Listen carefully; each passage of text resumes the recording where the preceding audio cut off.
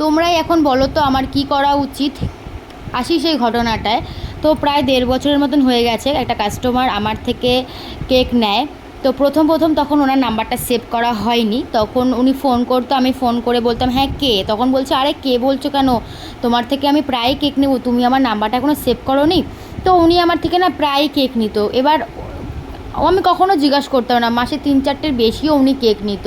তো একদিন একটা কাস্টমার আমাকে বলছে যে তোমার কন্ট্যাক্ট নাম্বার দাও না, মেসেঞ্জারে কন্ট্যাক্ট নাম্বার দাও না, আমি একটা কেক নেব। তো আমার বানানো কেকের ফটো পাঠিয়ে আমাকে প্রাইসটা সব জিজ্ঞাসা করে, আমাদের কাছে, আমি নাম কারোর নাম আমি বলবো না, দুজনেই আমাদের কাছের, আমি কারোর নাম বলবো না।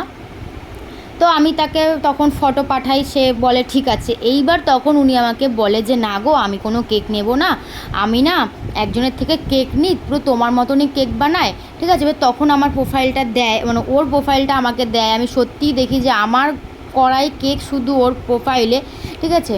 তো মানে আমার থেকে নিয়ে ও কেকটা বিক্রি করতো 50 টাকা 100 টাকা বেশি করে, ঠিক আছে, বেশি দিয়ে। সত্যি মানে আমি এখন তাকে কি বলবো আমি না বুঝে পাচ্ছি না।